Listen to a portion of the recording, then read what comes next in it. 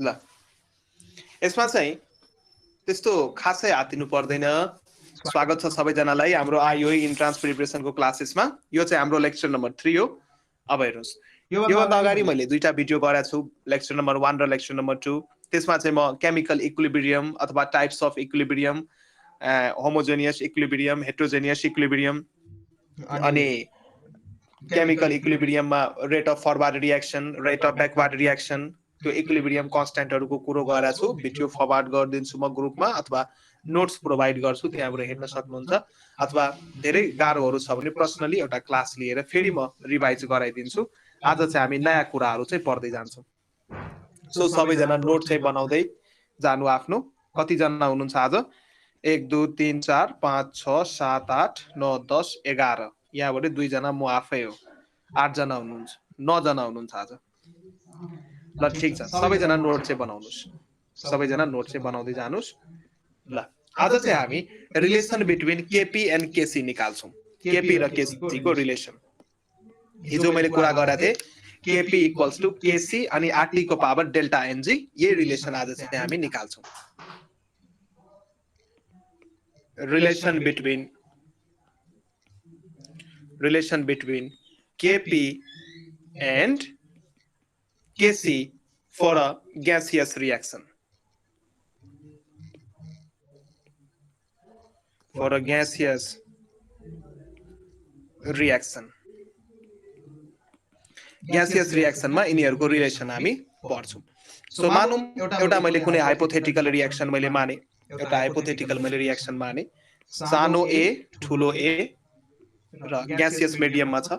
त्यही अनुसार सानो b ठूलो b ग्यासियस मिडियममा छ र यो एउटा रिभर्सिबल रिएक्सन हो। सानो c ठूलो c, सानो d ठूलो d ग्यासियस मिडियममा। यो पनि ग्यासियस मिडियम।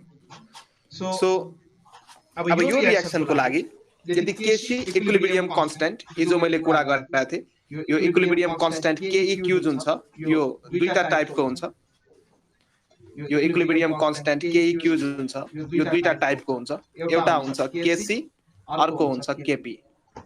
सो केसी पनि इक्विलिब्रियम कन्स्ट्यान्ट हो, केसी पनि इक्विलिब्रियम कन्स्ट्यान्ट हो जब चाहिँ हामी कन्सन्ट्रेसनलाई एक्टिभ मासलाई अथवा यो केसी इक्विलिब्रियम कन्स्ट्यान्ट लेख्ने बेला हामी एक्टिभ मासलाई मोलर कन्सन्ट्रेसनमा रिप्रेजेन्ट गर्छौं। यसमा चाहिँ हामी एक्टिभ मासलाई मोलर कन्सन्ट्रेसनमा, यदि रिएक्टेन्ट अथवा इन्भल्भड स्पेसिसको कन्सन्ट्रेसनलाई हामी मोलर कन्सन्ट्रेसनमा मोल्स पर लिटरमा यदि रिप्रेजेन्ट गर्छौं भने त्यति बेला चाहिँ हामी केसी युज गर्छौं।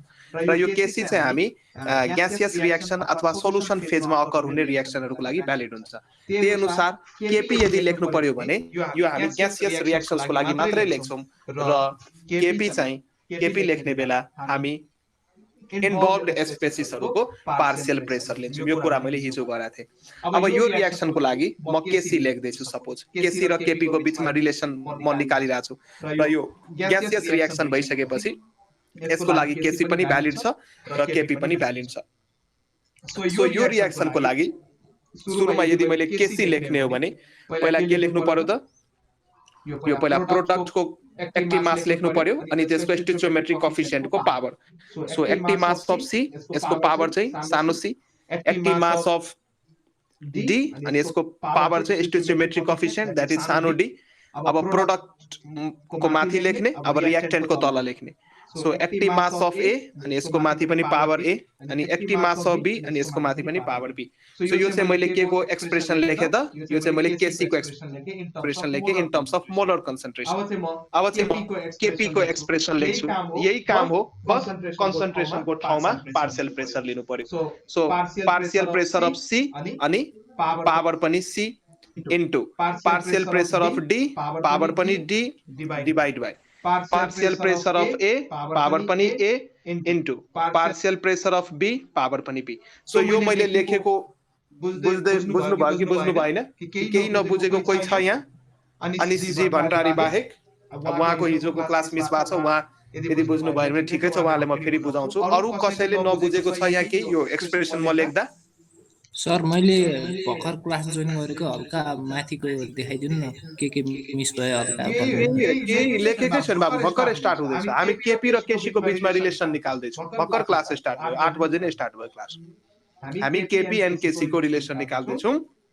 एउटा मैले रियाक्सन माने, hypothetical reaction A plus B gives C plus D, एउटा रिभर्सिबल रियाक्सन हो। अब चाहिँ केपी र केसी को म रिलेसन निकाल्दैछु र यो ग्यासियस रियाक्सन भइसकेपछि ग्यासियस रियाक्सनको लागि केसी पनि भ्यालिड छ, केपी पनि भ्यालिड छ। यो कुराहरू मैले हिजो गरेँ हैन।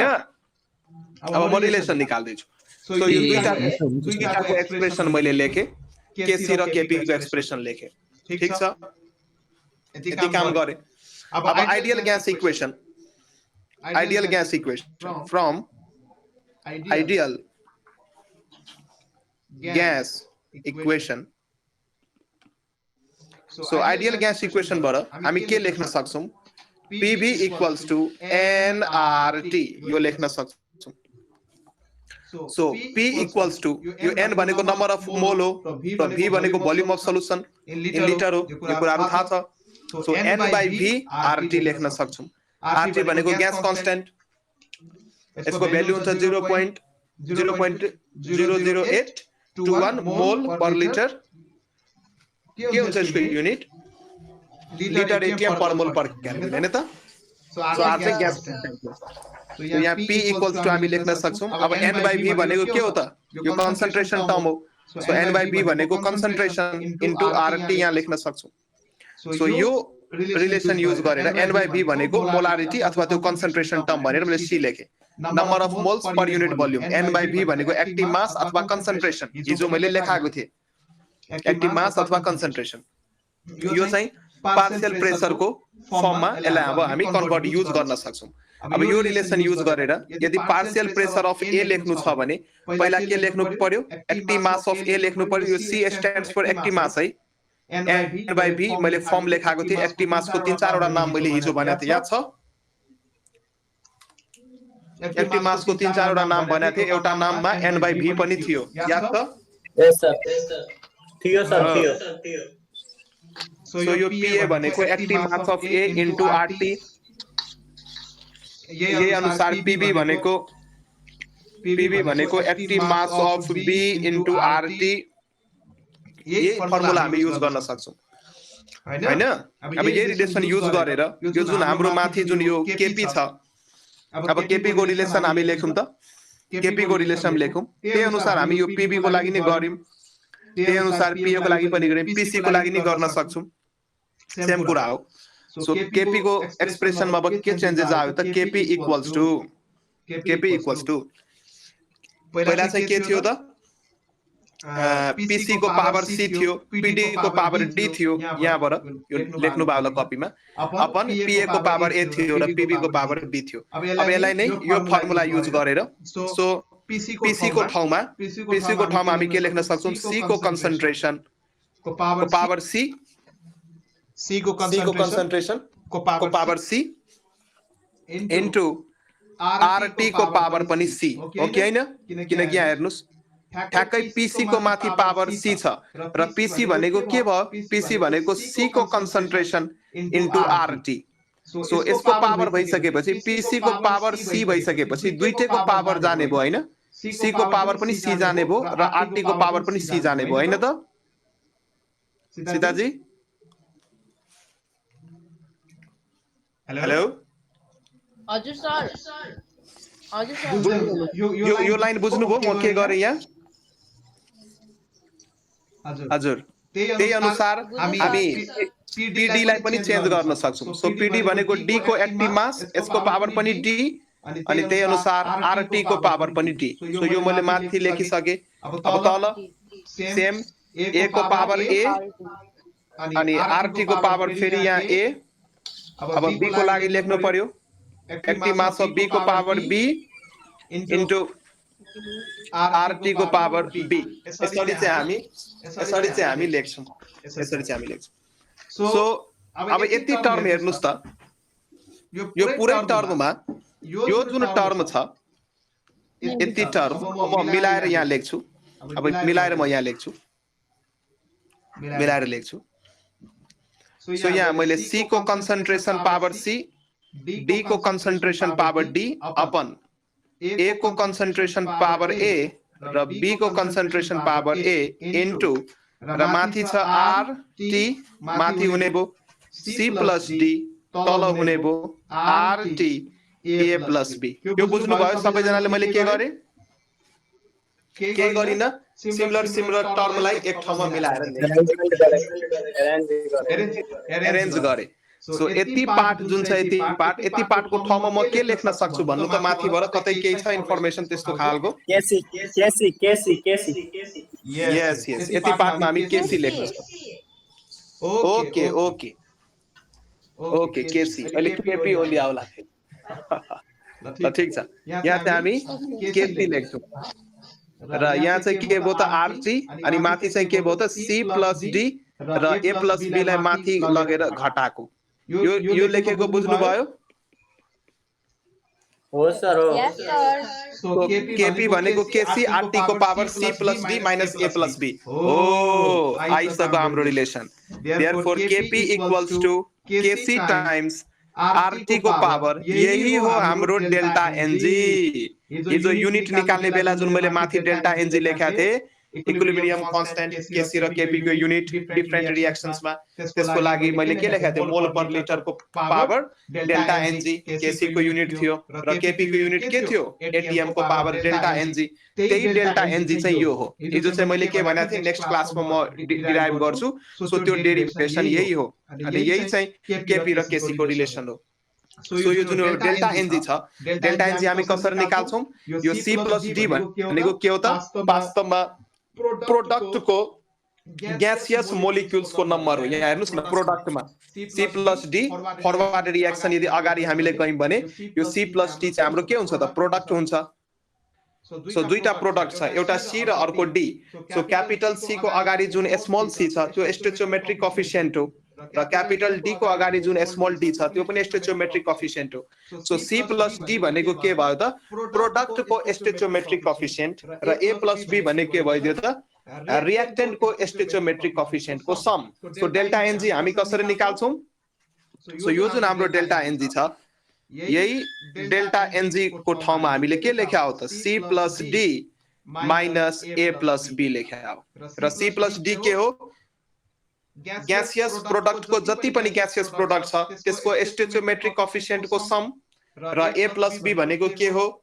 गैसियस रिएक्टेन्ट को स्टोइचियोमेट्रिक कोएफिशिएन्ट को सम। अब नबुझ्ने चाहिँ कोही पनि छैन होला, हैन त? So delta NG is the summation of स्टोइचियोमेट्रिक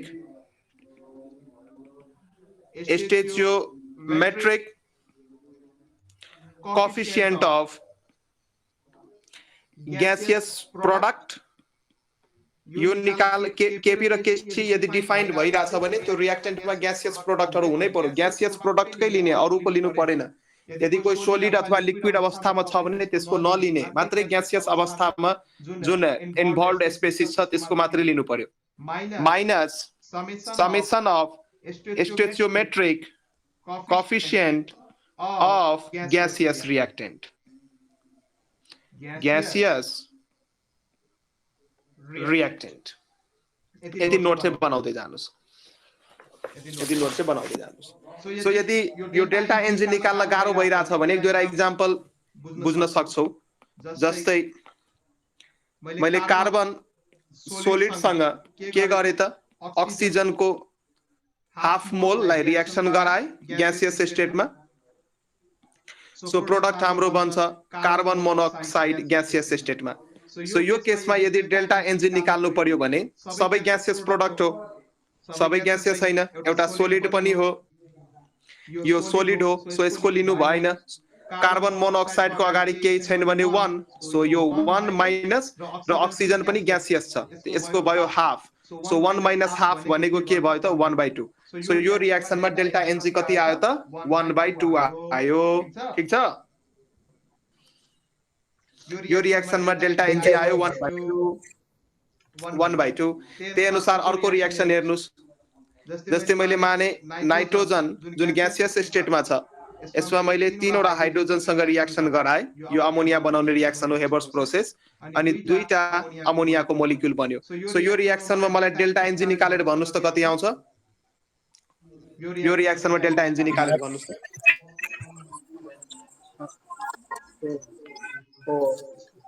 -2 -2 -2 आउँछ सर So product तिर छ 2 2 minus 1 plus 3 so यो भयो 2 minus 4 equals to -2 यसरी चाहिँ हामी निकाल्न सक्छौं ल ठीक छ अब अस्ति त मैले कुराहरु पढाएको थिए अब जुन पढाउने कुराहरु छ यो प्रोपर्टिजहरुको कुराहरु छ मन्जिल अथवा मन्जिल आउनु भएको छैन आज मन्जिल पनि हुनुहुन्थ्यो ए आउनु भएको छ ल ठीक छ सो केही कुराहरु रिपिट हुन सक्छ तर आतिनु पर्दैन पढ्नुस् है अस्तिको त्यो भिडियोहरु चाहिँ रिकर्डेड थिएन आवाज थिएन त्यसैले पछि अपलोड बनाउनै पर्छ त्यसैले म फेरि आज त्यही कुराहरु गर्छु अथवा यो इक्विलिब्रियम कन्स्टेन्ट जुन छ केइक्यू त्यसको प्रोपर्टिजहरुको कुरा गर्छु यो मैले अस्ति पनि गरेको थिए आज पनि गर्छु सो धेरै स्टुडेन्टको अस्ति छुट्या थियो सो आज चाहिँ नोट बनाउनु सबैजना So लेख्नुस् characteristics अथवा properties of equilibrium constant. Properties of equilibrium constant. एकछिन होल्ड गर्नुस् है एकछिन ल ठीक छ अब हामी प्रोपर्टिज अफ इक्विलिब्रियम कन्स्टेन्ट हेर्छौं यो प्रोपर्टी एकदमै इम्पोर्टेन्ट छ जब म न्यूमेरिकल प्र्याक्टिस गराउँछु यहाँबाट त्यति बेला यो प्रोपर्टीहरुको युज गर्नुपर्छ सो एकदमै बुझेर यो प्रोपर्टी याद गर्नुस् कुनै प्रोपर्टीलाई घोक्नु पर्दैन बुझ्न कोशिश गर्नुस् घोक्नु पर्दैन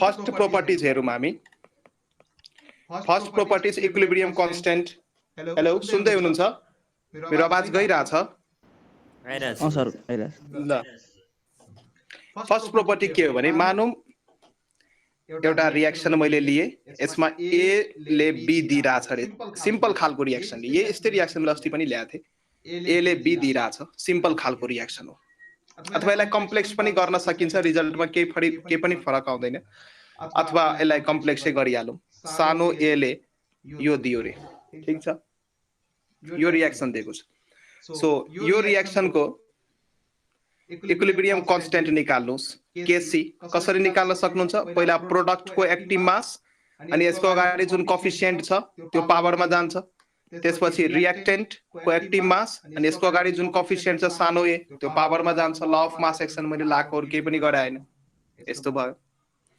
अब यही रियाक्सन म पल्टाइदिन्छु अब रिभर्सिबल रियाक्सन हो ए ले यदि बी दिइराछ भने बी ले पनि ए दिन्छ सो यही रियाक्सनलाई मैले पल्टाइदिए रिभर्स गर्दिए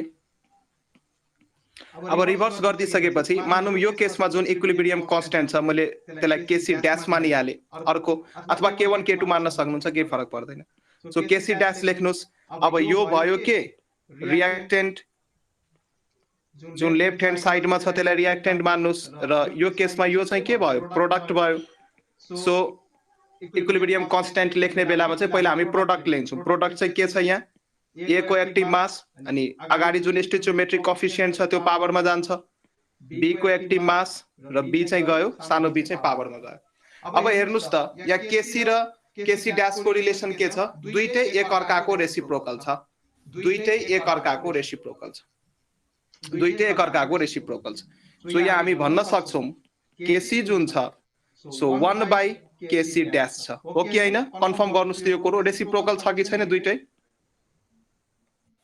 रेसिप्रोकल छ सो यो पोइन्टबाट हामी के बुझ्न सक्छौं यदि हामीले रिएक्सनलाई रिभर्स गर्ने हो भने यदि हामीले रिएक्सनलाई रिभर्स गर्ने हो भने त्यसको इक्विलिब्रियम कांस्टेन्ट पनि रेसिप्रोकल भएर जान्छ यदि रिएक्सनलाई हामीले रिभर्स गर्ने हो भने त्यसको इक्विलिब्रियम कांस्टेन्ट पनि रेसिप्रोकल भएर आउँछ सो यो कुरा हामी बुझ्न सक्छौं अथवा मानौं तपाईलाई यो एउटा रिएक्सन दियो कुनै पनि हाइपोथेटिकल रिएक्सन P ले Q दिइराछ रे कुनै एउटा हाइपोथेटिकल रिएक्सन हो यसको इक्विलिब्रियम कांस्टेन्ट 2 छ भने यो रिएक्सन को इक्विलिब्रियम कांस्टेन्ट भन्नुस् त के हुन्छ के ड्याश के हुन्छ 1/2 हो 1/2 हुन्छ ठ्याक्कै यसको रेसिप्रोकल भइदिन्छ सो यो कुराहरु बुझ्नु पर्यो सो यो चाहिँ युज पनि हुन्छ न्यूमेरिकल जब म गराउँछु पहिला थ्योरेटिकल कुराहरु मलाई पढाउन दिन अनि न्यूमेरिकल जब म गराउँछु यो सबै प्रोपर्टीहरु युज हुन्छ सो रिएक्सनलाई रिभर्स गर्ने हो भने इक्विलिब्रियम कन्स्टेन्ट को भ्यालु पनि के भइदिन्छ त रेसिप्रोकलमा आउँछ 1/2 को फर्ममा जान्छ के जस्ट त्यसको रेसिप्रोकल भइदिन्छ अथवा दुईटैलाई मल्टिप्लाई गर्दा भ्यालु चाहिँ 1 आउँछ रेसिप्रोकलको केसमा चाहिँ के बुझ्नु पर्यो सो केसी र केसी ड्याश यस्तो केसमा के आउँछ मल्टिप्लाई गर्दा 1 आउँछ ठीक छ यो चाहिँ एउटा प्रोपर्टी भयो यदि रिएक्सनलाई रिभर्स गर्ने हो भने इक्विलिब्रियम कन्स्टेन्ट को भ्यालु रेसिप्रोकलमा आउँछ सो अर्को प्रोपर्टी हेरौं मानौं एउटा मैले फेरि हाइपोथेटिकल रिएक्सन लिए x ले y दिइराछ मैले यो लिए x ले y दिइराछ यसको इक्विलिब्रियम कन्स्टेन्ट केसी म निकाल्छु अथवा के कोएफिसिएन्ट लिइहालौं मानौं x को कोएफिसिएन्ट मैले सानो a लिए y को कोएफिसिएन्ट मैले सानो b लिए सो यसको केसी लेख्नुस् केसी म लेख्न सक्छु y को कन्सन्ट्रेसन अथवा y को एक्टिभ मास अनि यसको पावर सानो b x को एक्टिभ मास यसको पावर सानो a यो मैले लेखे अब यो जुन इक्वेसन छ जुन यो रिएक्सन छ यो रिएक्सनमा मैले के गरे त दुवैतिर कुनै पनि एउटा कन्स्टेन्टले मल्टिप्लाई गर्दिए मानौं यो इक्वेसनलाई मैले दुवैतिर 2 ले मल्टिप्लाई गर्दिए यो जुन माथिको केमिकल इक्वेसन छ सो मल्टिप्लाइङ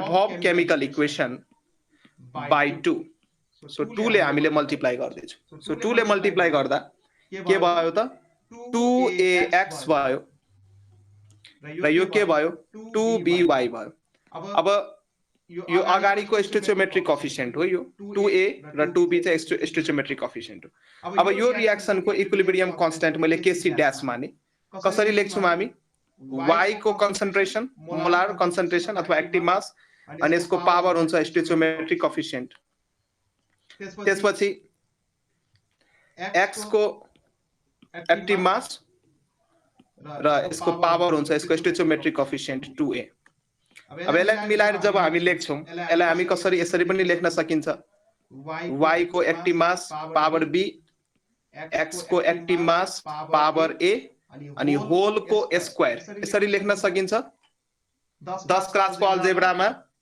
पढ्नु भयो होला इन्डिसेस रुल पढ्नु भयो होला हैन सो लेख्न सकिन्छ सो यो जुन टर्म छ यो भनेको के हो वास्तवमा केसी हो कि हैन सो यो केसी को स्क्वायर हुने भयो यहाँ केसी को स्क्वायर हुने भयो सो यो प्रोपर्टीले के भन्दै छ भने कुनै पनि रिएक्सनलाई यदि कुनै कन्स्टेन्टले मल्टिप्लाई गर्छु भने जुन कन्स्टेन्टले मल्टिप्लाई गर्छु दुवैतिर त्यो चाहिँ त्यसको इक्विलिब्रियम अब मल्टिप्लाई गरिसकेपछि जुन नेक्स्ट इक्वेसन बन्छ त्यसको इक्विलिब्रियम कन्स्टेन्ट चाहिँ इनिशियलको स्क्वायर सँग बराबर हुन्छ इनिशियलको स्क्वायर सँग बराबर हुन्छ जस्तै अब यो पोइन्ट मलाई बुझाउनको लागि यो केसी ड्याश यो पोइन्ट कति जनाले बुझ्नु भयो अब एउटा इक्वेसन दिन्छु जस्तै यहाँ हेर्नुस् यो एउटा मैले रिएक्सन लिए मानौं a + b मिलेर c + d दिइराछ र यो रिएक्सनको इक्विलिब्रियम कन्स्टेन्ट केसी दियो मानौं 2 दियो रे एउटा एक्जाम्पल बताइरहेको छु मानौं यसको इक्विलिब्रियम कन्स्टेन्ट केसी 2 दियो अब तपाईले अर्को रिएक्सन दियो यहाँ 3a + 3b 3c + 3d अब यसको मलाई इक्विलिब्रियम कन्स्टेन्ट केसी ड्याश भन्नु त कति हुन्छ 8 हुन्छ 8 सो 2 पहिला थियो सो 3 ले मल्टिप्लाई गरेका छौं यसको माथि लगाइदिनु सो 2 को पावर 3 भनेको 8 मैले डिस्कस गरेको प्रोपर्टी यो थियो ठीक छ सो जुन कन्स्टेन्ट टर्मले अगाडि मल्टिप्लाई गर्दै हुनुहुन्छ त्यही चाहिँ पावरमा जानु पर्यो यदि यही इक्वेसनमा मैले यहाँ 1/2a गरेको भए 1/2b गरेको भए 1/2c र 1/2d गरेको भए अब मलाई त केसी डबल ड्याश कति हुन्छ भन त अथवा यो रिएक्सनको लागि इक्विलिब्रियम कन्स्टेन्ट कति हुन्छ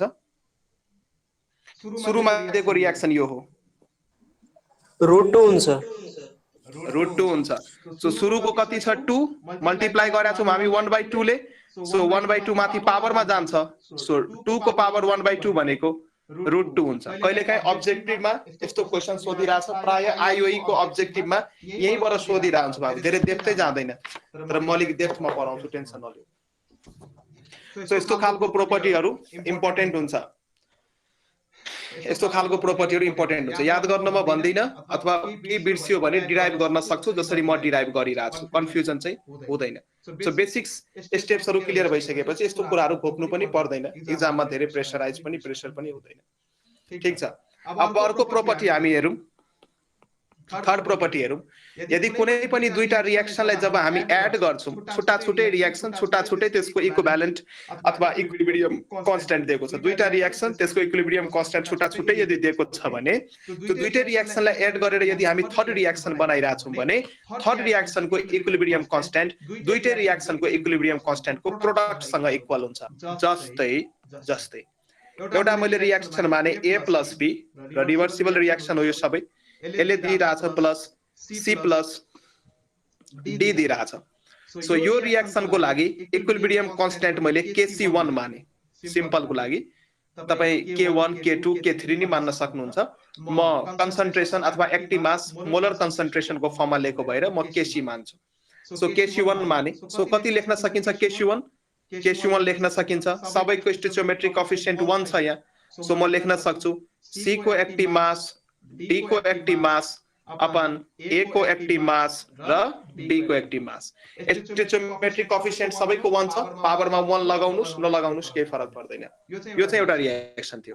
अर्को रिएक्सन मैले माने x + y ले, अथवा x + y हैन, x ले y दिइरहेछ, सिम्पल गरेर दिउँ, धेरै कम्प्लेक्स नगरौँ, कुराहरू उही नै हो। मानौँ अर्को मैले रिएक्सन माने x ले y दिइरहेछ, सो यो रिएक्सनको इक्विलिब्रियम कन्स्ट्यान्ट मैले Kc2 माने, के लेख्छौँ हामी मोलर कन्सन्ट्रेसनको फर्ममा, active mass of y upon active mass of s। अब म के गर्छु, यो दुईटै रिएक्सनलाई मैले एड गरेँ, यो दुईटै रिएक्सनलाई मैले जोडेँ। अब जोडिसकेपछि अर्को टाइपको थर्ड रिएक्सन के भन्छ हाम्रो, A प्लस, थर्ड रिएक्सन हाम्रो भन्छ A + B, थर्ड रिएक्सन अब एड गरेपछि हाम्रो भन्छ A + B + X र यसले के दिन्छ त, यसले दिन्छ C + D + Y। अब यो जुन रिएक्सन छ यसको इक्विलिब्रियम कन्स्ट्यान्ट म Kc3 माने, एड गरिसकेपछि Kc3। अब यो कसरी निकाल्ने हो, प्रोडक्टको molar concentration, active mass of C, active mass of D, active mass of Y upon active mass of A, active mass of B अनि एक्टिभ मास अफ X। अब यसलाई दुईटा पार्टमा ब्रेक गर्नुस्।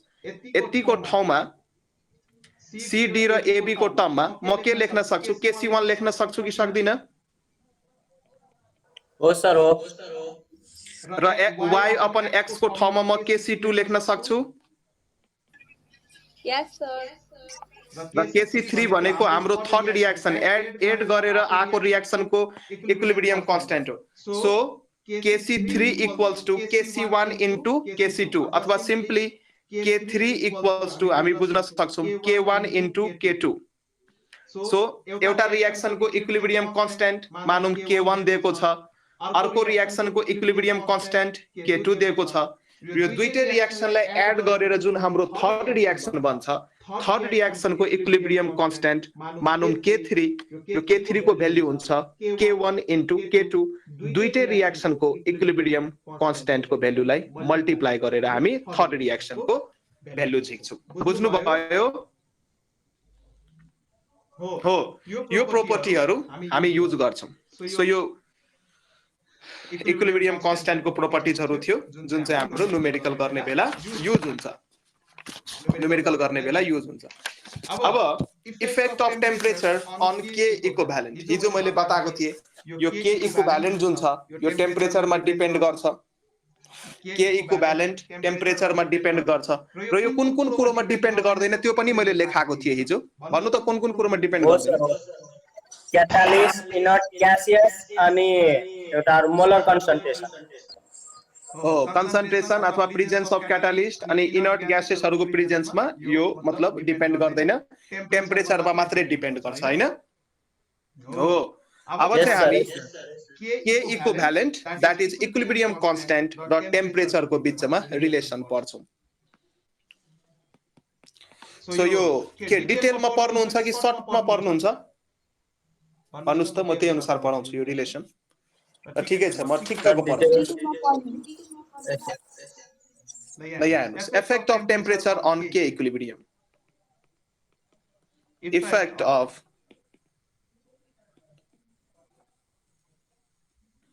temperature on K equilibrium. K equilibrium भनेको हाम्रो equilibrium constant हो र यो भनेको KF by KB हुन्छ। यो सबै कुराहरु हिजो मैले गरे। अब हेर्नुस्, क्लास अब पहिलाको क्लासेसहरुमा अब 12 को एक्जाम दिएर बस्नु भएको छ, केमिकल काइनेटिक्स पढ्नु भयो होला। केमिकल काइनेटिक्समा एउटा आर्यनियस इक्वेसन छ र आर्यनियस नामको साइन्टिस्टले त्यो इक्वेसन दिनु भएको थियो र आर्यनियस इक्वेसनबाट चाहिँ हामी रेट कन्स्ट्यान्ट के को भ्यालु निकाल्छौं। So Arrhenius equation, so using Arrhenius, यो केमिकल काइनेटिक्स च्याप्टर को इक्वेसन थाहा छैन भने एज इट इज लेख्नुस्। आर्यनियस इक्वेसनले के भन्छ भने रेट कन्स्ट्यान्ट जुन छ कुनै पनि रियाक्सन को रेट कन्स्ट्यान्ट के जुन छ कुनै पनि रियाक्सन को रेट कन्स्ट्यान्ट के, त्यसको भ्यालु हुन्छ a e को power minus EA by RT। यो फर्मुला हो, यो आरएनएस इक्वेसन हो। k equals to a e को power minus EA by RT र यो इक्वेसनमा प्रयोग भएको अथवा युज्ड भएको जुन टर्महरु छ त्यसको मिनिङ भयो a भनेको जुन छ a, यसलाई हामी फ्रिक्वेन्सी फ्याक्टर अथवा आरएनएस कन्स्ट्यान्ट भन्छौं। फ्रिक्वेन्सी फ्याक्टर अथवा यसको अर्को नाम आर्हेनियस कन्स्ट्यान्ट, आर्हेनियस कन्स्ट्यान्ट। त्यही अनुसार EA जुन छ EA को नाम हुन्छ एक्टिभेसन एनर्जी, एक्टिभेसन एनर्जी र यो दुईटै टर्म जुन छ A र E यो चाहिँ टेम्परेचरमा डिपेन्ड गर्दैन, that is independent of temperature. Independent of temperature. यो फ्रिक्वेन्सी फ्याक्टर र एक्टिभेसन एनर्जी टेम्परेचरमा डिपेन्ड गर्दैन र यो इक्वेसनमा जुन T छ यो चाहिँ टेम्परेचर हो केल्भिन स्केलमा। यो T भनेको temperature in Calvin, temperature in Calvin, temperature in Calvin. त्यही अनुसार R भनेको युनिभर्सल ग्यास कन्स्ट्यान्ट, सबैलाई थाहा छ। R भनेको युनिभर्सल ग्यास कन्स्ट्यान्ट, R भनेको युनिभर्सल ग्यास कन्स्ट्यान्ट। सो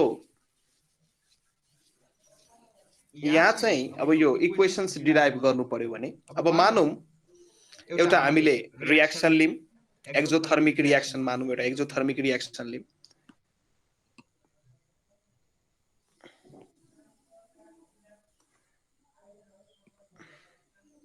यतापट्टि मैले एनर्जी रियाक्टेन्ट को पोटेन्शियल एनर्जीलाई प्लट गरे र यतापट्टि मैले टाइमलाई अथवा प्रोग्रेस अफ रियाक्सन कसरी प्रोग्रेस भइराछ, सो प्रोग्रेस अफ रियाक्सनलाई यतापट्टि प्लट गरे र y एक्सिस तिर रियाक्टेन्ट मोलिक्युल को पोटेन्शियल एनर्जी।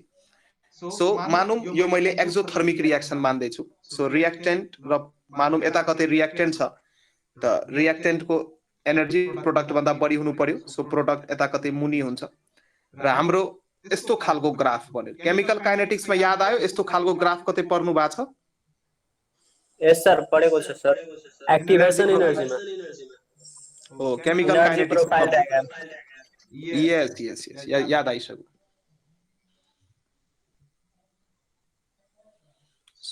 सो यस्तो खालको यो चाहिँ हाम्रो भयो रियाक्टेन्ट र यता हाम्रो बन्यो प्रोडक्ट। रियाक्टेन्ट को एनर्जी यति छ र प्रोडक्ट को एनर्जी ठ्याक्कै यो पोटेन्शियल एनर्जीमा कन्सन्ट्रेट गर्दा यति छ। यो इन्डोथर्मिक को लागि हैन सर? अब हेर्नु प्रोडक्टको एनर्जी कम छ भने यो हिट त निस्किन्छ नि, यति अमाउन्ट अफ हिट निस्किन्छ, यो एक्जोथर्मिक रियाक्सन भयो, हिट निस्कियो नि त। सो यता कतै माथि यो जुन पोइन्ट हो यो चाहिँ हाम्रो ट्रान्जिसन स्टेट हो, यो चाहिँ ट्रान्जिसन स्टेट हो, यो पोइन्ट चाहिँ ट्रान्जिसन स्टेट, ट्रान्जिसन स्टेट। यही पोइन्टमा एक्टिभेटेड कम्प्लेक्स बन्छ। केमिकल काइनेटिक्स याद छ भने ठिकै छ, छैन भने जब म त्यो च्याप्टर पढाउँछु यो कुराहरू डिटेलमा पढाउँछु, अहिले आतिनु पर्दैन, नबुझे नि केही छैन। सो यो रियाक्टेन्टको एनर्जी बढी छ, प्रोडक्टको एनर्जी कम छ। सो रियाक्टेन्टको एनर्जीबाट यदि प्रोडक्टको एनर्जी घटाउने हो भने सो यति पार्ट जुन आउँछ, यति पार्ट जुन आउँछ यो हुन्छ डेल्टा एचआर अथवा enthalpy of the reaction, change in enthalpy, delta HR. यो भनेको delta HR change in enthalpy of the reaction. Delta HR भनेको रियाक्टेन्टको एनर्जी बढी छ, प्रोडक्टको एनर्जी कम छ। सो रियाक्टेन्टको एनर्जीबाट प्रोडक्टको एनर्जी मैले घटाए भने केही सर्टेन अमाउन्ट अफ एनर्जी निस्किन्छ, त्यसलाई हामी डेल्टा एचआर भन्छौँ। अब हेर्नु यो रियाक्टेन्ट हाम्रो प्रोडक्टमा कन्भर्ट भइरहेछ। सो रियाक्टेन्टबाट प्रोडक्टतिर जाने जुन डिरेक्सन हो त्यसलाई हामी फरवर्ड डिरेक्सन भन्छौँ। सो यो रियाक्टेन्टबाट यो ट्रान्जिसन स्टेटसम्म यति पार्टको जुन एनर्जी छ यसलाई हामी activation energy of forward direction भन्छौँ, activation energy for forward direction. र यो प्रोडक्टबाट जुन यो ट्रान्जिसन स्टेटसम्म आउने जुन यति पार्ट अफ एनर्जी छ, यति पार्ट अफ एनर्जी यसलाई हामी एक्टिभेसन एनर्जी फर, यो थ्रेशोल्ड एनर्जी भयो, यसलाई चाहिँ हामी activation energy for backward direction भन्छौँ। यति त डिटेलमा चाहिँदैन, त्यही पनि।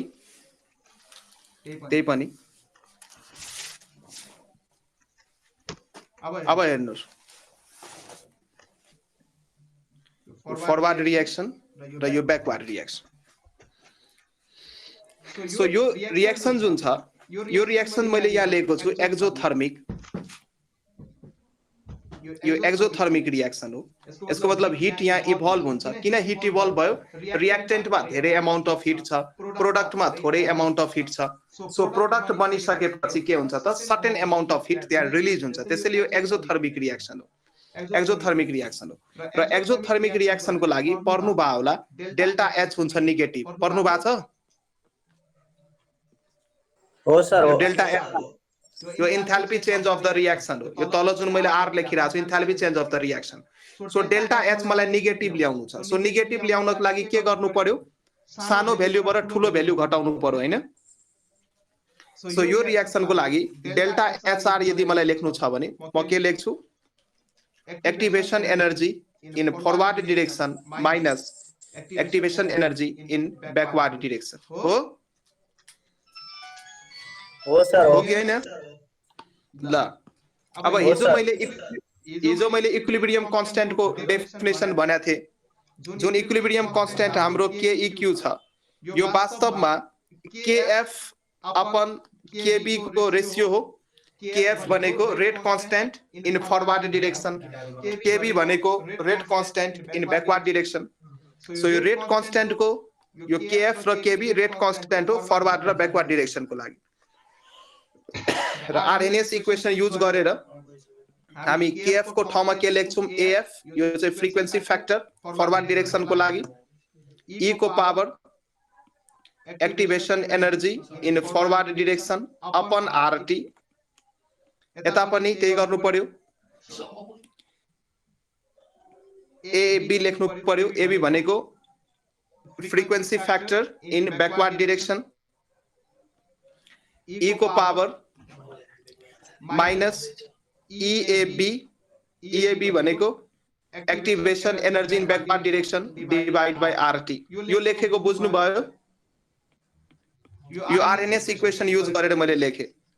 सो यो इक्विलिब्रियम कांस्टेंट KEQ लाई म लेख्न सक्छु यो AF। अब हेर्नुस् माथि पनि E को पावर समथिङ छ, तल पनि E को पावर समथिङ छ।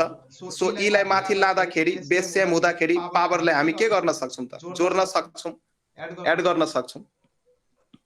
सो यो टर्मलाई माथि लाँदाखेरि यो पोजिटिभ हुन्छ र यो हुन्छ नेगेटिभ। सो यहाँबाट कमन हामी के लिन सक्छौँ?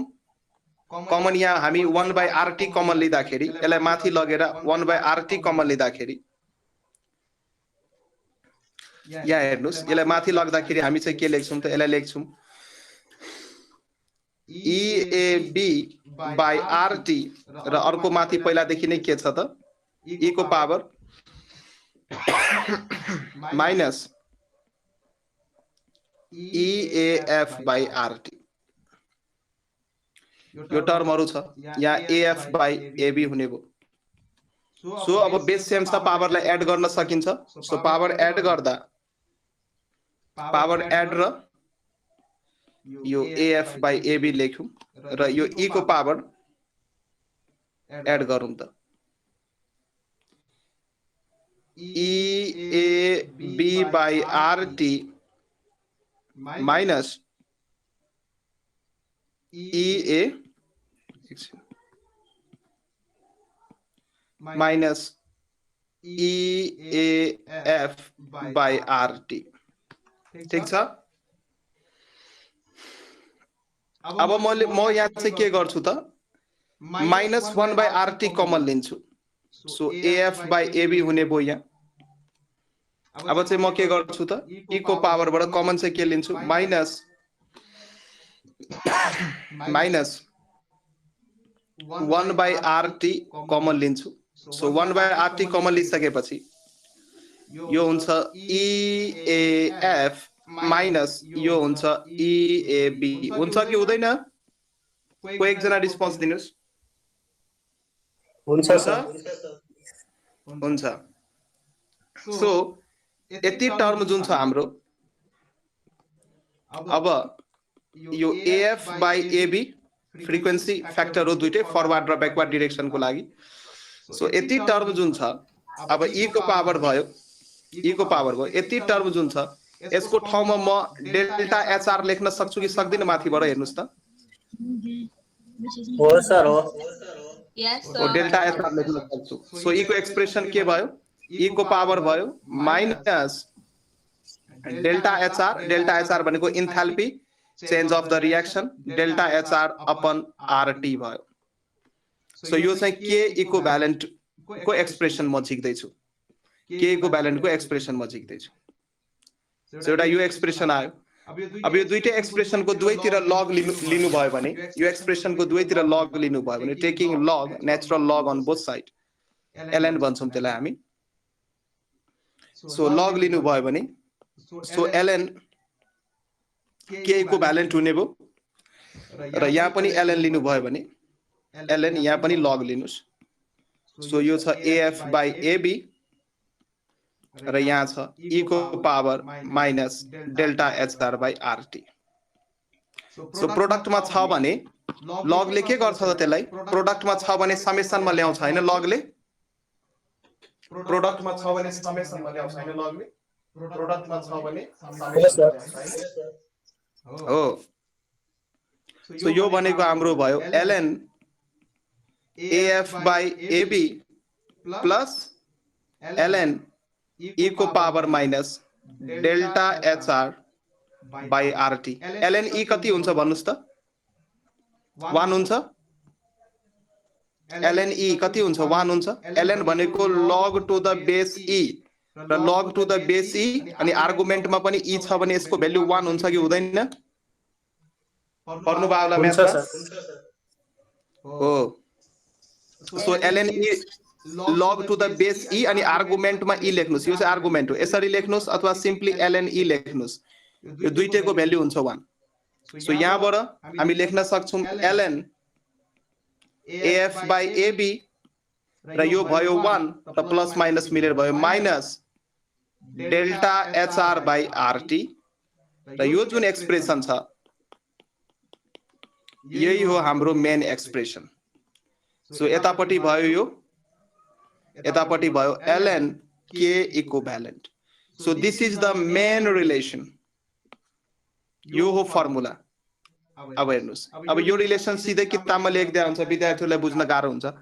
सो यो चाहिँ रिलेसन बिट्विन के को रिलेसन हो? यो यो के इक्विभ्यालेन्ट इक्विलिब्रियम कन्स्ट्यान्ट र टेम्परेचरको रिलेसन हो। यो टेम्परेचरको रिलेसन हो। पछि यसलाई म अझै मोडिफाइड गर्छु र एउटा रिलेसन बनेर आउँछ जसलाई हामी भेन थप इक्वेसन भन्छौँ। भन थप इक्वेसन, यही इक्वेसनबाट त्यो इक्वेसन आउँछ। पछि म लेखिदिन्छु। अब यो इक्वेसनबाट यहाँ ग्राफ बनाउन जान्नु पर्यो। यो चाहिँ मेन इक्वेसन भयो। अब यो इक्वेसनबाट ग्राफ बनाउन जानु पर्यो। सो यो इक्वेसन हेर्नुहोस्, यसलाई चाहिँ y equals to mx plus c सँग कम्पेरिजन गर्नुहोस्। जहिले पनि कम्पेरिजन गर्नु, y equals to mx plus c र कन्स्ट्यान्ट टर्ममा यति पार्ट जान्छ, कन्स्ट्यान्ट त्यही छ र x जुन छ यो x को ठाउँमा लिने हो 1/t ग्राफ प्लट गर्ने बेला। यो x को ठाउँमा लिने हो 1/t, यो 1/t आउँछ यहाँबाट, माथि केही छैन भने 1 छ, यो 1/t आउँछ यहाँबाट र यो जुन m छ, m भनेको स्लोप हुन्छ डेल्टा HR बाई r, यो चाहिँ स्लोप हुन्छ। सो यहाँ स्लोप आइरहेछ नेगेटिभ, यहाँ स्लोप आइरहेछ, यो कम्पेरिजन गर्दै आइरहेछ नेगेटिभ र यो चाहिँ मेन इक्वेसन भयो हाम्रो। अब चाहिँ यहाँ हामी दुईटा ग्राफ प्लट गर्छौँ, एक्जोथर्मिक र एन्डोथर्मिकको लागि। एक्जोथर्मिक र एन्डोथर्मिकको लागि हामी दुईटा यहाँ ग्राफ प्लट गर्छौँ, एक्जोथर्मिक र एन्डोथर्मिकको लागि। सो फर एक्जोथर्मिक रिएक्सन र यहाँबाट एउटा पोइन्ट निस्किन्छ जहाँबाट क्वेसन सोधिन्छ। सो फर एक्जोथर्मिक रिएक्सन, एक्जोथर्मिकमा के हुन्छ, डेल्टा HR नेगेटिभ हुन्छ, हिट निस्किन्छ। सो डेल्टा HR नेगेटिभ भयो। सो यो डेल्टा यो जुन छ यहाँ हेर्नुहोस्, बुझ्न खोज्नुहोस्, यो डेल्टा HR नेगेटिभ हुँदाखेरि यो जुन साइन छ, यो साइन भइदिन्छ पोजिटिभ, किनकि यो नेगेटिभ त फर्मुलाको भयो र डेल्टा HR पनि नेगेटिभ भएर नेगेटिभ पोजिटिभ भइदिन्छ, नेगेटिभ पोजिटिभ भइदिन्छ। So delta HR negative positive भइदिन्छ। सो यहाँ हामी लेख्न सक्छौँ। अब ग्राफ बनाउनुस् त। ग्राफ बनाउनको लागि अब यो रिएक्सनको लागि y एक्सिसमा केलाई प्लट गर्नु पर्यो, ln k इक्विभ्यालेन्टलाई प्लट गर्नु पर्यो। माथि मैले लेखेको छु, यो y तिर ln k इक्विभ्यालेन्टलाई प्लट गर्नु पर्यो, ठीक छ। र x एक्सिस तिर 1/t लाई प्लट गर्नु पर्यो, 1/t लाई प्लट गर्नु पर्यो। सो प्लट गर्नुस् र यो केसमा जुन स्लोप छ, स्लोप आइरहेछ पोजिटिभ, किनकि डेल्टा HR नेगेटिभ भएर। सो मेन फर्मुलामा पनि यहाँ हेर्नुहोस्, यो फर्मुलामा मेन फर्मुलामा पनि नेगेटिभ छ र डेल्टा HR पनि नेगेटिभ भयो भने नेगेटिभ पोजिटिभ। सो स्लोप हुन्छ पोजिटिभ र स्लोप आइरहेछ हाम्रो कति, plus delta HR by r। So यही सबै डाटालाई ग्राफमा प्लट गर्नुस्। म्याथमा पढ्नु भयो होला, मलाई त म्याथ आउँदैन, केही आउँदैन म्याथ मलाई। सो म्याथ सरले पढाउनु भयो होला। अब हेर्नुहोस्, यो ग्राफमा प्लट गर्दाखेरि यो जुन छ c, यो y equals to mx plus c सँग, यो c भनेको के हो, y इन्टरसेप्ट हो। सो y इन्टरसेप्ट तिर कति राख्नु पर्यो, ln AF बाई AB राख्नु पर्यो y इन्टरसेप्ट तिर। र यसको स्लोप कति छ, स्लोप छ हाम्रो यति, यसको स्लोप छ हाम्रो यति र y equals to mx plus c एउटा स्ट्रेट लाइनको ग्राफ हो। सो यसको ग्राफ यस्तो खालको बन्छ, यस्तो खालको। सो मानौँ यतापट्टि जुन छ यो y एक्सिस, यतापट्टि मैले लिए ln k इक्विभ्यालेन्ट र x एक्सिस तिर मैले लिए 1/t मैले लिए र यति पार्ट जुन छ, यति पार्ट यो चाहिँ हाम्रो c हो, दैट इज y इन्टरसेप्ट र यो कति आउँछ, ln AF बाई AB आउँछ यति पार्ट। र यो ग्राफ जुन छ, यो ग्राफको होरिजेन्टल सँग एंगल छ थीटा र थीटा एउटा एक्युट एंगल हो, त्यसैले यो ग्राफको स्लोप जुन छ, स्लोप हुन्छ पोजिटिभ, स्लोप हुन्छ पोजिटिभ र स्लोप हुन्छ कति, plus delta HR by r। बुझ्दै हुनुहुन्छ सुनिल जी? हजुर सर। ल यो चाहिँ यति भयो। अब हेर्नुस् त, यो इक्वेसन, अब यो ग्राफले के भन्दैछ, यो x एक्सिस तिर हामी 1/t राखेका छौं, y एक्सिस तिर हामी log अथवा ln k इक्विभ्यालेन्ट राखेका छौं। अब यसले के भन्छ, x एक्सिस तिर हामी बढ्दै गई भने यो ग्राफ पनि बढ्दै जान्छ हैन। हेर्नु बिस्तारै हेर्नु न, x एक्सिस तिर बढ्दै जानुस्, यो ग्राफको हाइट पनि बढ्दै जान्छ, अथवा k इक्विभ्यालेन्टको भ्यालु पनि बढ्दै जान्छ। सो यहाँबाट यो ग्राफबाट हामी के भन्छौँ, जब 1/t को भ्यालु बढ्छ, जब 1/t को भ्यालु बढ्छ त्यति बेला के इक्विभ्यालेन्ट को भ्यालु पनि बढ्छ। अथवा यसलाई अझै जेनरलाइज गर्नु, 1/t को भ्यालु बढ्नुको मतलब के हो, t को भ्यालु घट्नु हो हैन। हो सर। Yes, sir. 1/t को भ्यालु बढ्नुको मतलब t को भ्यालु घट्नु हो। सो यहाँबाट क्वेशन आउँछ है। So this is the main point. So याद गर्नुहोस्, एक्जोथर्मिक रियाक्सनमा यदि टेम्परेचरलाई घटाउने हो भने त्यो एक्जोथर्मिक रियाक्सनको इक्विलिब्रियम कन्स्ट्यान्टको भ्यालु बढ्छ। बुझ्नुभयो अब यो पोइन्ट? यहाँबाट आउँछ क्वेशन। सो टेम्परेचरलाई अब 3-4 वटा अप्सन दिन सक्छ, बढ्छ, घट्छ, रिमेन्स कन्स्ट्यान्ट, केही फरक पर्दैन, 3-4 वटा झुक्क्याउन सक्छ। सो नझुक्किनु होला। एक्जोथर्मिक रियाक्सनको केसमा यदि हामी टेम्परेचरलाई घटाउँछौँ भने इक्विलिब्रियम कन्स्ट्यान्टको भ्यालु बढ्छ, घटायौँ भने बढ्यो। यदि टी को भ्यालुलाई बढायौँ भने के हुन्छ भन्नुस् त? टी को भ्यालु घटाउँदाखेरि इक्विलिब्रियम कन्स्ट्यान्टको भ्यालु बढ्छ। यसकै रेसिप्रोकल उल्टो, टी लाई बढाउँदाखेरि के इक्विभ्यालेन्टको भ्यालु के हुनु पर्यो त? घट्नु पर्यो। सो यो रिलेसन पनि ट्रु। सो यो दुईटा रिलेसन हामीले एक्जोथर्मिक रियाक्सनको लागि याद गर्नु पर्यो। ठीक छ? अब हामी एन्डोथर्मिक रियाक्सनको लागि पनि हेरिहाल्छौँ। सो फर एन्डोथर्मिक अब यो रियाक्सनको लागि हामीले बाहिरबाट हिट दिनुपर्ने हुन्छ। सो रियाक्सन प्रोडक्टको एनर्जी रियाक्टेन्टको एनर्जी भन्दा बढी हुन्छ। सो यो रियाक्सनमा डेल्टा एचआर के हुन्छ त? पोजिटिभ कि negative? Enthalpy change of the reaction हुन्छ पोजिटिभ। सो मेन फर्मुलामा हाम्रो माइनस रहन्छ कि प्लस रहन्छ? मेन फर्मुलामा माइनस नै रहन्छ कि प्लस? प्लस माइनस माइनस नै हुने भयो। सो मेन फर्मुलामा हाम्रो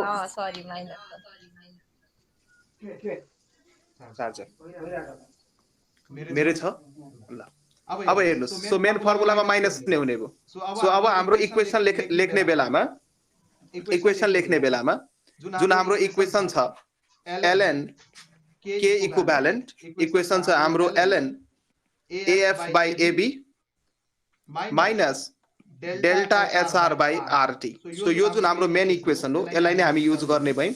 यो माइनसमा केही पनि फरक परेन। यसलाई y मान्नुस् अनि यसलाई c मान्नुस्, यसलाई चाहिँ mx मान्नुस्।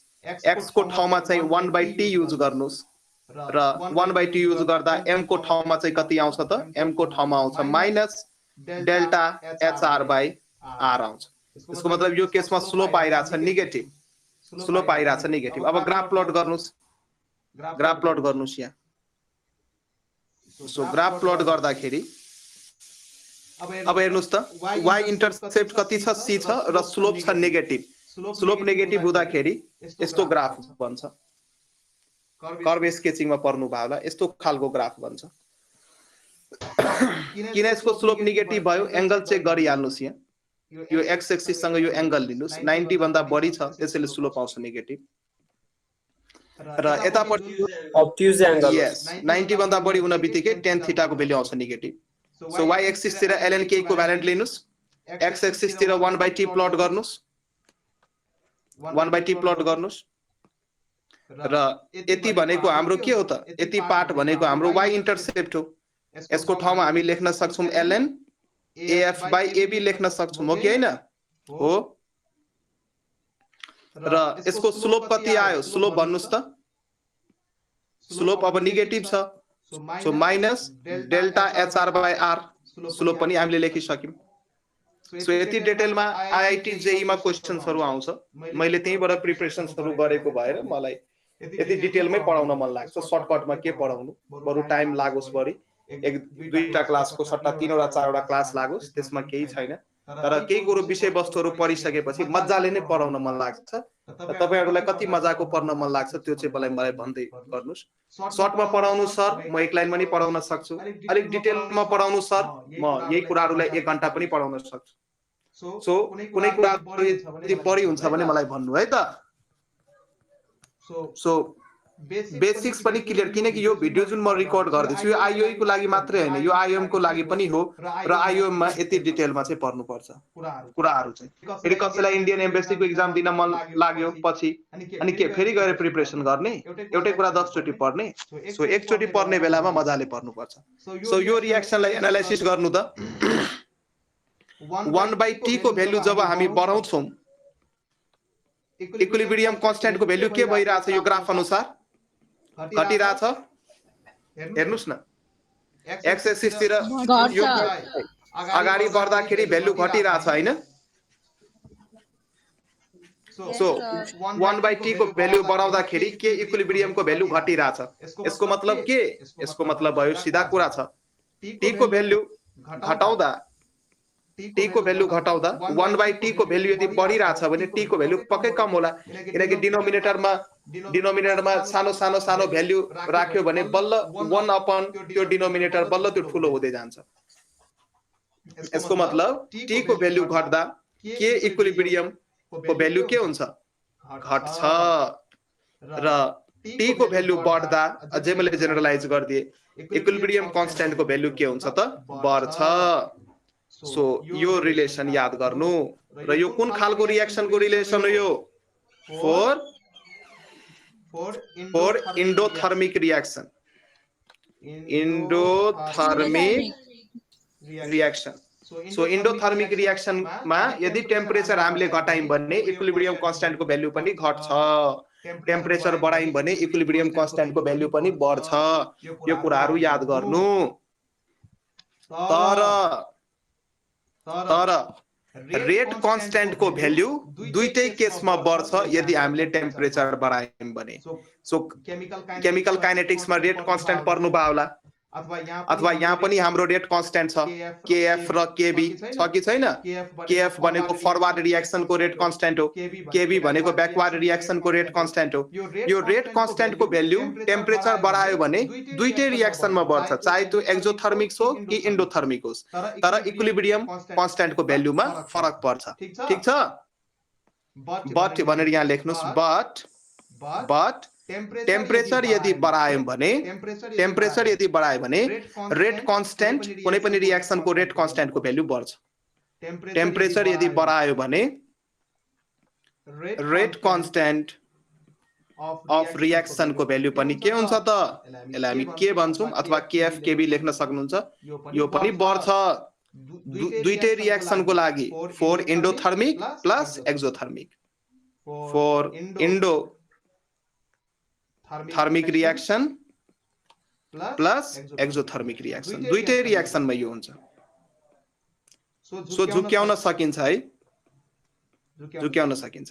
सो रेट कन्स्ट्यान्ट को भ्यालु एक्जोथर्मिक रिएक्सन होस् कि इन्डोथर्मिक रिएक्सन होस्, टेम्परेचर बढ्यो भने बढ्छ, तर इक्विलिब्रियम कन्स्ट्यान्ट को भ्यालु एक्जोथर्मिक रिएक्सन छ भने टेम्परेचर घटाउँदा के इक्विभ्यालेन्ट को भ्यालु बढ्छ, र इन्डोथर्मिक रिएक्सन छ भने टेम्परेचर बढाउँदा के इक्विभ्यालेन्ट को भ्यालु बढ्छ। यतिसम्म क्लियर हो? हेलो हजुर सर। यतिसम्म क्लियर हुनुहुन्छ भने ठीक छ। अब यो जुन माथिको मैले रिएक्सन लेखेँ, टेम्परेचरमा लेख्छु।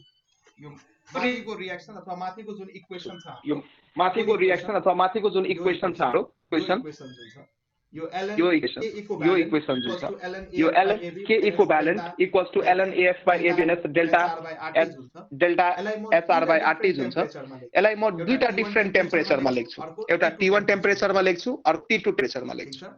ठीक छ? सो माथिकै रिएक्सनलाई अगेन म डिफरेन्ट टेम्परेचरमा लेख्दैछु है। यो यहाँसम्म कहानी सिद्धियो। अब नेक्स्ट पार्ट डिफरेन्ट टेम्परेचरमा। So at temperature T1, so at temperature T1, so equation हाम्रो के हुन्छ? ln k इक्विभ्यालेन्ट 1, सर्टेन टेम्परेचरमा k इक्विभ्यालेन्ट को भ्यालु फरक हुन्छ किनकि टेम्परेचर डिपेन्डेन्ट हुन्छ,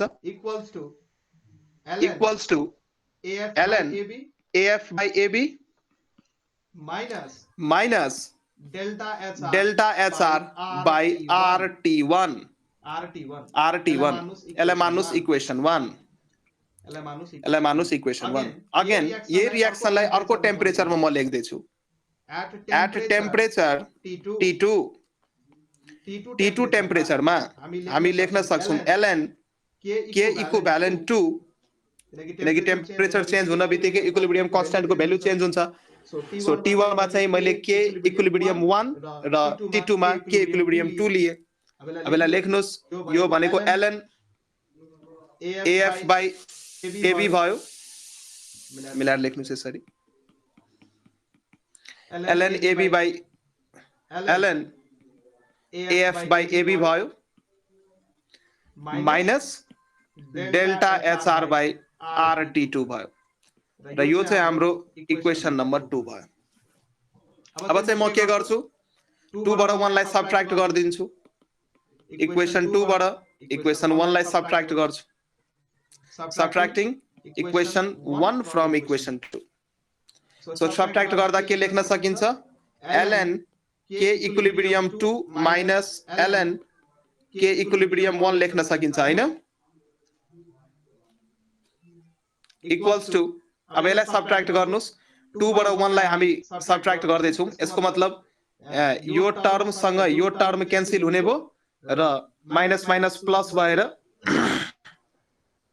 यता आउने भो डेल्टा HR by RT1 र यता आउने भो डेल्टा HR by RT2 यो लेखेको बुझ्नु भयो यहाँ सबट्र्याक्ट गर्दाखेरि बुझ्नु भयो सर बुझे सर हो अब लग यदि माइनसमा छ भने Yes, sir. त्यो केमा जान्छ डिभाइडमा जान्छ हैन यो भनेको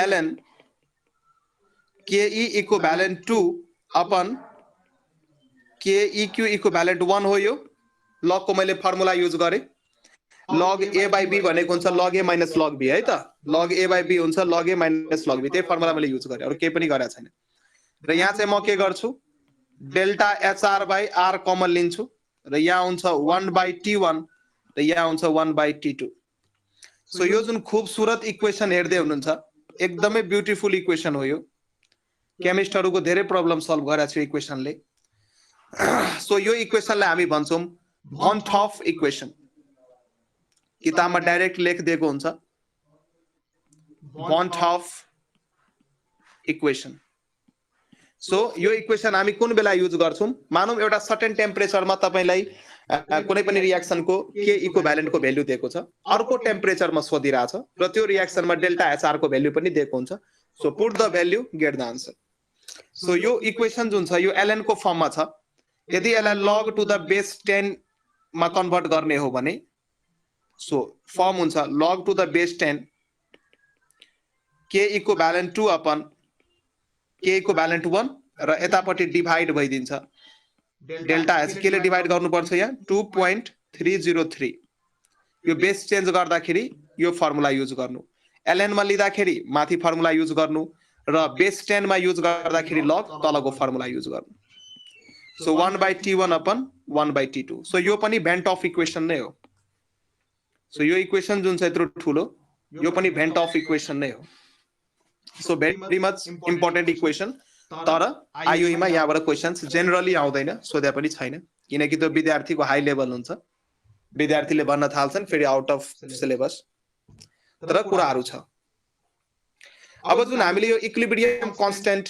निकाल्यौं यो इक्विलिब्रियम कन्स्टेन्ट को एप्लिकेसन के हो त के कामको युजको लागि यो इक्विलिब्रियम कन्स्टेन्ट हामी युज गर्छौं सो इक्विलिब्रियम कन्स्टेन्ट को धेरै एप्लिकेसन्सहरु छ यसले रियाक्सनलाई प्रिडिक्ट गर्ने काम गर्छ अब सबै कुराहरु म बताउँछु लेख्दै जानुस् application of equilibrium constant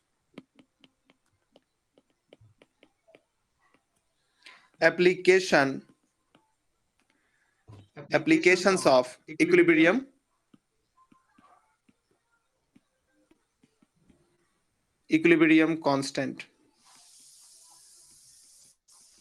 constant को application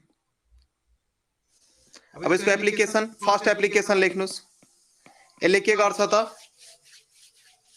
prediction of direction of reaction कुन डाइरेक्सनमा जान्छ त्यसको प्रिडिक्सन गर्छ रियाक्सन कुन डाइरेक्सनमा जान्छ त्यसको प्रिडिक्सन गर्ने काम गर्छ यो prediction of direction of reaction prediction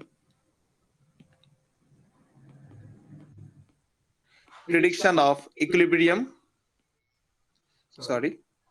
prediction of direction of reaction. Prediction of direction of reaction. So reaction को direction predict गर्नको लागि पनि यो युज हुन्छ। अब यसको लागि चाहिँ हामीले एउटा अझै एउटा टर्म क्याल्कुलेट गर्नुपर्ने हुन्छ जसको नाम हो रिएक्सन कोशन्ट।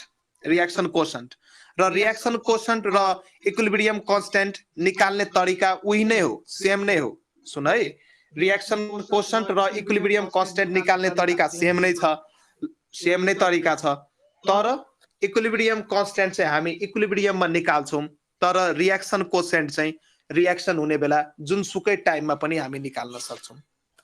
सो रिएक्सन कोशेन्ट जुनसुकै टाइममा हामी निकाल्न सक्छौं र इक्विलिब्रियम कांस्टेंट चाहिँ हामी ठ्याक्कै इक्विलिब्रियममै निकाल्छौं। जस्तै मानौं एउटा हाइपोथेटिकल रिएक्सन लिए मैले, सानो ए ठुलो ए, सानो बी ठुलो बी, एउटा रिभर्सिबल रिएक्सन हो। यसले दियो सानो सी ठुलो सी, सानो डी ठुलो डी, यो दियो रे। अब यो रिएक्सन मानौं इक्विलिब्रियममा छैन, इक्विलिब्रियममा यो रिएक्सन अहिले आएको छैन। कुनै पनि एउटा पार्टिकुलर इन्स्टेन्ट अफ टाइममा हामीले रिएक्सन कोशन्ट निकाल्नु पर्ने हुन्छ। सो रिएक्सन कोशन्ट हामी कुनै रिएक्सन कोशन्ट इक्विलिब्रियममा निकालिदैन, कुनै पनि पार्टिकुलर टाइममा निकालिन्छ र निकाल्ने तरिका सेम नै हो। So reaction quotient निकालौं, reaction quotient same निकालिन्छ तर निकाल्ने तरिका सेम छ, तर इक्विलिब्रियममा निकालिदैन, कुनै पनि इन्स्टेन्टमा निकाल्न सकिन्छ। सो रिएक्सन कोशन्ट, यसलाई मैले क्यूसी ले डिनोट गरे, यसलाई चाहिँ हामी रिएक्सन कोशन्ट भन्छौं र यसको मद्दतले हामी डाइरेक्सन प्रेडिक्ट गर्छौं। यो हाम्रो रिएक्सन कोशन्ट हो। रिएक्सन कोशन्ट निकाल्ने तरिका सेम, कुनै पनि इन्स्टेन्ट अफ टाइममा निकाल्न सक्छौं तर इक्विलिब्रियममा चाहिँ निकालिदैन, निकाल्ने तरिका सेम। तरिका के? सी को कंसंट्रेशन माथि स्टोइचियोमेट्रिक कोएफिशिएंट, डी को कंसंट्रेशन माथि स्टोइचियोमेट्रिक कोएफिशिएंट अपन ए को कंसंट्रेशन माथि स्टोइचियोमेट्रिक कोएफिशिएंट, बी को माथि पनि स्टोइचियोमेट्रिक कोएफिशिएंट। यसरी हामी निकाल्छौं र पार्शियल प्रेशर को टर्ममा पनि निकाल्न सकिन्छ है। सो कंसंट्रेशन यो जुन केसी थियो नि, केसी जस्तै निकालिन्छ कि केसी जस्तै क्यूसी हो, तर केसी चाहिँ इक्विलिब्रियममा निकालिन्थ्यो, इक्विलिब्रियम कांस्टेंट हो यो केसी, जसमा चाहिँ हामी इन्भल्भड स्पेसिसहरुको कंसंट्रेशन चाहिँ मोल पर लिटर अथवा एक्टिभ मास मोलर कंसंट्रेशनमा लिन्छौं। सो केसी जस्तै क्यूसी छ तर क्यूसी भनेको रिएक्सन कोशन्ट हो। यो कुनै पनि पार्टिकुलर इन्स्टेन्ट अफ टाइममा निकाल्न सक्छौं हामी। यसको लागि इक्विलिब्रियमकै आउनु पर्छ अथवा इक्विलिब्रियम नै कोरेर बस्नु पर्छ भन्ने छैन। बुझ्दै हुनुहुन्छ मेरो कुराहरु? हेलो हजुर सर। यही अनुसार हामी यही अनुसार हामी क्यूपी पनि निकाल्न सक्छौं। यही अनुसार हामी क्यूपी पनि निकाल्न सक्छौं। सो क्यूपी को लागि फेरि पार्शियल प्रेशर चाहियो। So partial pressure of C को power C into partial pressure of D को power D divide by partial pressure of A को power A into partial pressure of B को power B. यो reaction quotient हो। र reaction quotient निकालिसकेपछि अब हामी गर्छौं, मानौं अस्तिको फर्स्ट क्लासमा मैले भनेको थिए कुनै पनि रिएक्सन यदि त्यो रिएक्सन रिभर्सिबल रिएक्सन हो भने त्यो इक्विलिब्रियम स्टेटलाई अचिभ गर्न खोज्छ। यदि इक्विलिब्रियम स्टेट आयो भने रिएक्सनमा त्यो रिएक्सन स्टेबल हुन्छ। सो कुनै पनि रिएक्सनले सक्दो जति चाँडो इक्विलिब्रियम स्टेट सम्म पुगौं त्यो रिएक्सनको चाहना हुन्छ, सकेसम्म चाँडै इक्विलिब्रियम स्टेटसम्म पुगौं भन्ने चाहना हुन्छ। मानौं यो मैले एउटा लाइन कोरे, मानौं हाम्रो इक्विलिब्रियम कांस्टेंट यहाँ छ रे र यतापटि यदि हाम्रो इफ केसेसहरु लेख्नुस्, यदि रिएक्सन कोशन्ट को भ्यालु इक्विलिब्रियम कांस्टेंट को भ्यालु भन्दा कम छ अथवा मानौं रिएक्सन कोशन्ट यता कतै छ रे, रिएक्सन कोशन्ट यता छ। अब हेर्नुस् त यो नम्बर लाइनमा राइट तिर जानुहुन्छ भने भ्यालु बढ्दै जान्छ, लेफ्ट तिर आउनुहुन्छ भने भ्यालु घट्दै जान्छ, हो कि हैन? नम्बर लाइन हो यो, हो कि हैन? हो सर। सो यो केस रिएक्सन कोशन्ट कम छ। सो कुनै पनि रिएक्सन को चाहना के हुन्छ? इक्विलिब्रियममा पुग्न अथवा केईक्यू मा पुग्न। सो रिएक्सन कतातिर जान खोज्छ? केईक्यू लाई पुग्न खोज्छ कि खोज्दैन? हो त्यसको मतलब फरवर्ड गएको हो रिएक्सन अगाडि sir, गएको हो forward. रिएक्टेन्टबाट प्रोडक्टतिर गएको हो Forward. यस यस यही कुरा थियो Sir. सो यहाँ लेख्नुस् इफ रिएक्सन कोशन्टको भ्याल्यु इक्विलिब्रियम कन्स्ट्यान्ट भन्दा कम छ भने त्यति बेला रिएक्सनको चाहना के हुन्छ त अगाडितिर जाने फरवर्ड डिरेक्सनमा जाने चाहना हुन्छ इक्विलिब्रियम एटेन्ड गर्नको लागि किनकि इक्विलिब्रियम त यो पोइन्टमा मात्रै एटेन्ड गर्न सकिन्छ सो यो पोइन्टमा एटेन्ड गर्नको लागि रिएक्सनलाई फरवर्डतिर जानु पर्यो र यो कुन बेला सम्भव हुन्छ जब रिएक्सन कोशन्टको भ्याल्यु इक्विलिब्रियम कन्स्ट्यान्टको भ्याल्यु भन्दा कम छ सो यसरी पनि हामी डिरेक्सन प्रिडिक्ट गर्न सक्छौं कि रिएक्सन राइटतिर जान्छ कि लेफ्टतिर जान्छ अथवा फरवर्ड डिरेक्सनमा जान्छ कि ब्याकवर्ड डिरेक्सनमा जान्छ सो एक line लेख्नुस् if reaction quotient is less than K equivalent then reaction tends to move in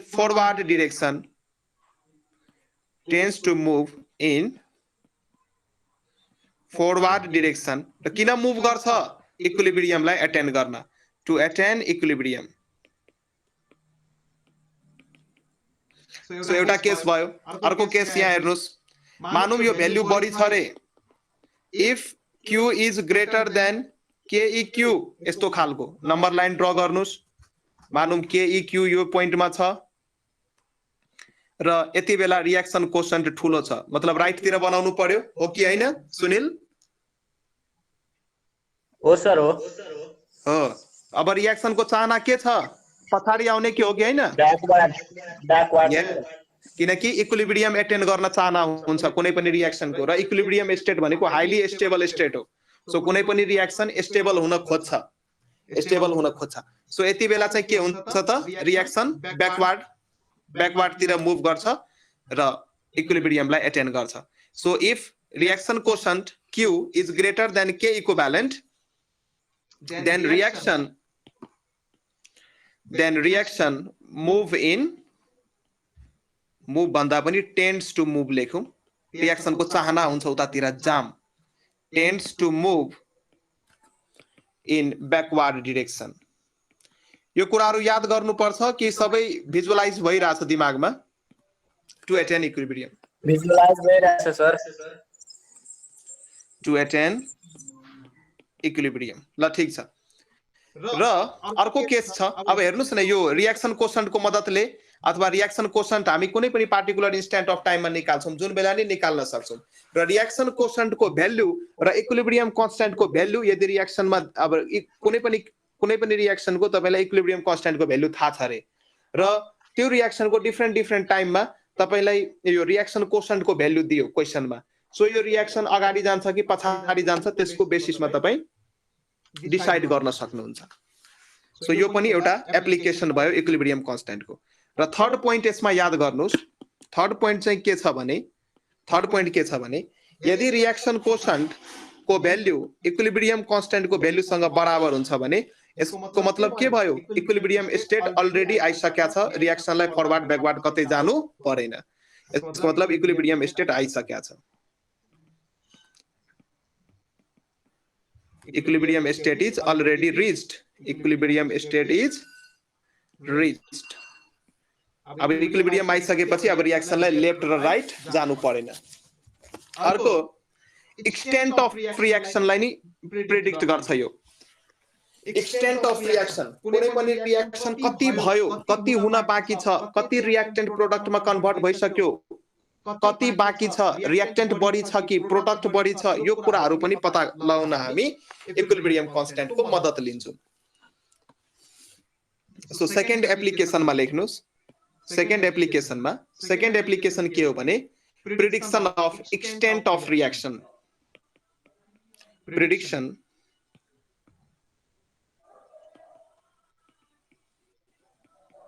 prediction of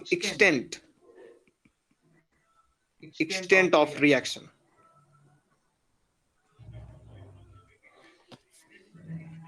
अब म यहाँ अलिकति पोइन्टहरु भन्छु त्यो चाहिँ टिप्नु होला जनरली चाहिँ के हुन्छ भने यदि k इक्विभ्यालेन्ट को भ्यालु यदि धेरै ठूलो छ सुन्नुस् है एकदमै ध्यानले के इक्विभ्यालेन्ट को भ्याल्यु यदि धेरै ठुलो छ 1 को कम्पेरिजनमा 1 भन्दा यदि भ्याल्यु धेरै ठुलो छ भने त्यति बेला चाहिँ हामी के बुझ्छौं भने लगभग सबै रियाक्टेन्ट्सहरु अलमोस्ट रियाक्टेन्टको सबै अमाउन्ट अथवा रियाक्टेन्ट दुई तीन किसिमको प्रेजेन्ट छ अथवा एउटा त्यसमा लिमिटिङ रिएजेन्ट पनि हुन सक्छ जुन थोरै अमाउन्टमा प्रेजेन्ट छ सो यदि limiting reagent at least limiting reagent हुनु पर्यो अथवा लिमिटिङ रिएजेन्ट यदि दिमागमा राख्नु छैन भने यसरी बुझ्नुस् यदि इक्विलिब्रियम कन्स्ट्यान्ट को भ्याल्यु 1 को कम्पेरिजनमा एकदमै बढी छ लगभग 1000 छ 10000 छ त्यति बेला चाहिँ हामी के बुझ्नु पर्छ कि रियाक्टेन्ट को सबै अमाउन्ट कम्प्लिटली प्रोडक्टमा कन्भर्ट भइसकेको छ सो इक्विलिब्रियम कन्स्ट्यान्ट को भ्याल्यु यदि हाई छ भने धेरै हाई छ भने हामीले के बुझ्नु पर्यो रियाक्टेन्ट फरवर्ड डाइरेक्सनमा शिफ्ट भइसकेको छ लगभग अलमोस्ट जति पनि रियाक्टेन्ट को अमाउन्टहरु थियो त्यो प्रोडक्टमा कन्भर्ट भइसकेको छ यसरी हामी प्रेडिक्ट गर्छौं सो लेख्न सकिन्छ large value of K equivalent ले के शोध गर्छ large value of K equivalent लगभग कति 10 टु दी को पावर 3 अथवा 10 टु दी पावर 4 यो रेन्जमा यो त 1 भन्दा धेरै ठूलो छ 1 भन्दा ठूलो हुनु पर्यो large value of K equivalent ले के डिनोट गर्छ त यसले डिनोट गर्छ कि almost entire amount of reactants प्रोडक्टमा कन्भर्ट भयो यसले के शो गर्छ अलमोस्ट हाराहारी सबै अलिकति बाँकी हुन सक्छ तर प्राय सबै जान्छ यदि लिमिटिङ रिएजेन्ट छ भने त्यो त कम्प्लिटली नै सिदिन्छ almost entire amount of reactant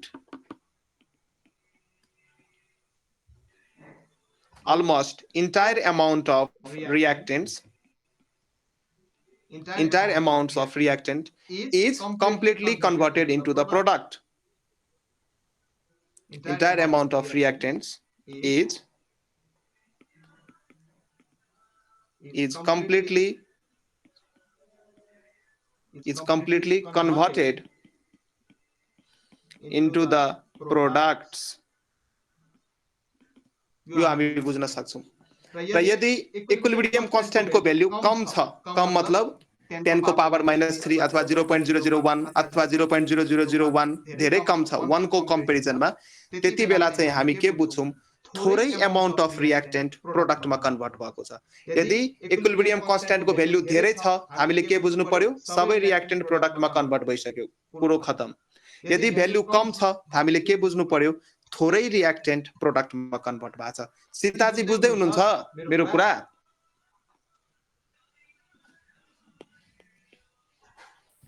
हजुर sir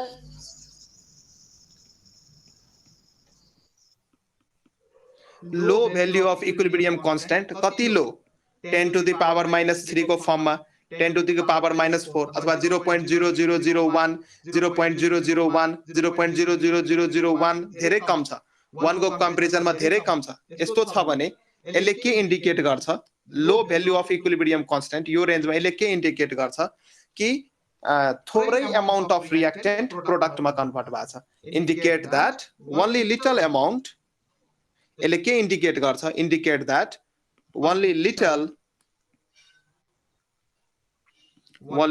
amount of reactants are converted into products